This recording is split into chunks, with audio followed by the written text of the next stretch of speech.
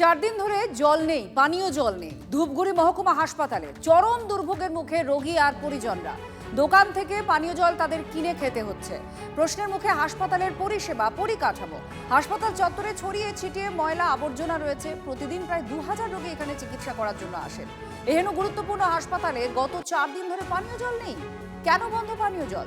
স্পষ্ট কোনো উত্তরও আবার দিতে পারেনি হাসপাতাল কর্তৃপক্ষ।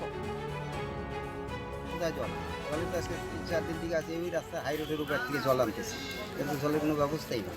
এখানে তাহলে এখন লোক কিনে খাচ্ছে, জল কিনে খাচ্ছে, নাহলে ওই রোডের ওই পারে যাচ্ছে জল আনার জন্য। ওখানে আজকে সকালে জল আনতে গেছি, ওরা জল দিতে চায়।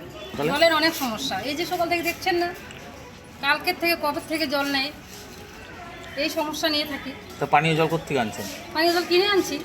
তো পয়সা দিয়ে কিনে আনতে হচ্ছে? তাহলে পয়সা দিয়ে ছাড়া কোথায় পাবো? এখানে তো জল নাই। তো জল কোথেকে আনছেন? জল তো আমরা এই দোকান থেকে কিনে নিয়ে খাচ্ছি। তো সরকারি হাসপাতালে তো আসছেন বিনা পয়সা চিকিৎসার জন্য, হ্যাঁ, সেখানে পয়সা দিয়ে কিনতে হচ্ছে। পয়সা দিয়ে কিনতে হচ্ছে। নামে ধূপগুড়ি মহকুমা হাসপাতাল, তবে পরিষেবা বলতে যেমন কিছু নেই, তেমনি গত 4 দিন থেকে নেই পানীয় জল সরবরাহ, যার ফলে চরম দুর্ভোগে হাসপাতালে ভর্তি থাকা রোগী এবং তাদের পরিজনেরা। বাইরে থেকে পয়সা দিয়ে কিনে এনে খেতে হচ্ছে পানীয় জল। যেখানে সরকারি হাসপাতালে বিনামূল্যে চিকিৎসা করাতে আসছেন, সরকারি পরিষেবা পেতে আসছেন, সেইখানে পয়সা দিয়ে কিনতে হচ্ছে বাইরে থেকে জল। এই যে কলগুলি গত 4 দিন থেকে এই অবস্থায় পড়ে রয়েছে, কোনো উদ্যোগ নেই হাসপাতাল কর্তৃপক্ষের।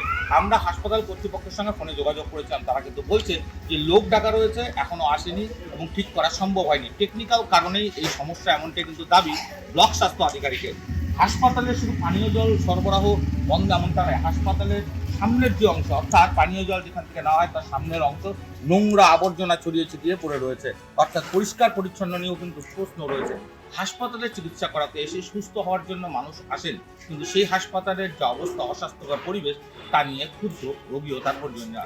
যে সুস্থ হতে এসে অসুস্থ হয়ে পড়তে হবে না তো, এই প্রশ্নই কিন্তু তুলছেন হাসপাতালে ভর্তি থাকা রোগী ও তার পরিজনেরা।